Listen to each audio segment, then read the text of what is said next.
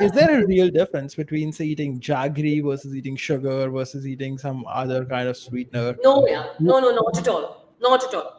All so there may be some difference in eating very high quality honey, okay, like Manuka honey and whatever honey, some difference, but all sugars, all jaggery.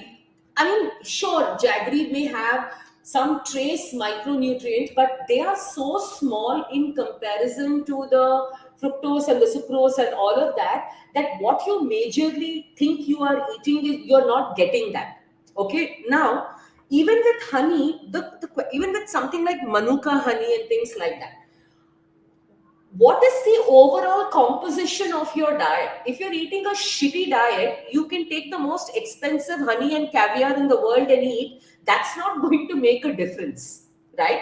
But if you're eating decently clean, maybe a little bit of Manuka honey and that when you add it to your lemon tea gives you a little bit of that antioxidant boost. I mean, so the question we have to ask is, who is asking this question, and what is the overall composition of your diet? Okay, now if No, you're going to typically this question, just for context, it comes from, people who say things like, okay, I don't eat sugar, I eat jaggery, so it's healthy.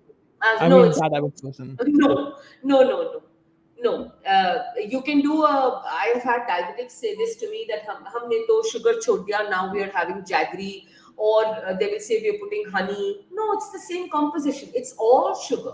Just look at the chemical composition of all of this. It's all sugar. Nothing is healthier than the other. What are your thoughts on artificial sweeteners like aspartame or even natural sweeteners like stevia? Um, the only see the word is divided on that. Okay, if it is far and few, fine. Okay, so if for example you're going to do, let's say, a keto ice cream which has stevia and some whey protein in it once in 10 days, and otherwise you're healthy, it's okay.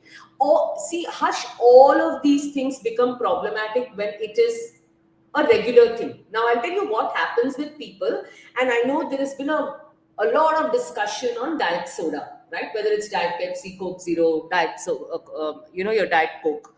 Hmm. The problem is that if you're somebody who's drinking one or two cans in a week, right, to beat the heat or to take care of your sugar craving, while 80-90% of everything else you're doing is fine, then it probably will have zero impact on your gut or your health. Okay, but what I have seen is sugar is very insidious. Okay, and I'll give you an example.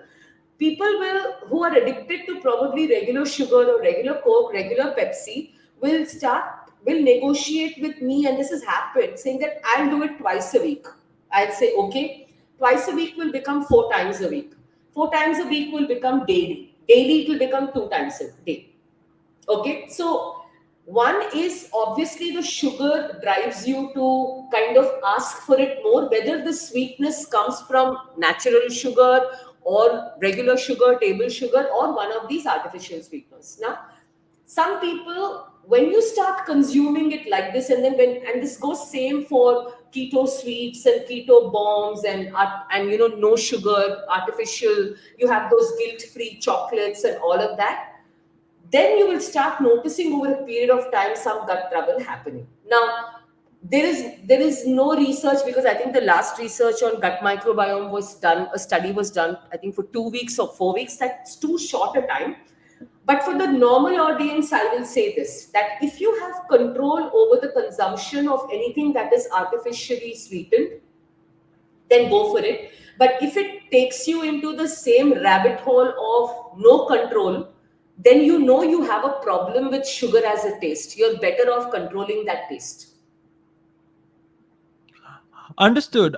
My experience with diet soda is that it's very addictive, and I'm gonna tell you that I was doing this very very big cut some Mm, time back. I was cutting like a lot of calories. I was on a very mm, small amount of food, mm, and when you're eating a very small amount of food, you will have very strong cravings. and I Correct. was using Coke Zero to manage that. And Mm. I think I got to the point where I was having like 3 Coke Zeros a day. It's very hard to quit because your body keeps wanting it. And I didn't face any health issues from drinking Coke Yeah. Zero. At least not that I noticed any health issues, but at the end of the day, you are eating something that it's not natural. I don't trust the Coke Corporation to care about your health. I Yeah. would, I the least trustworthy people I would say is McDonald's and Coke and all of these people. Yeah, I mean, they care about their profit margin and their shareholders. Yeah, that's about it. Yeah. That's pretty much it. Like, it's pretty crazy that it's become so normalized. I don't think it's that unhealthy as some people make it out to be, but definitely No, should not be normal.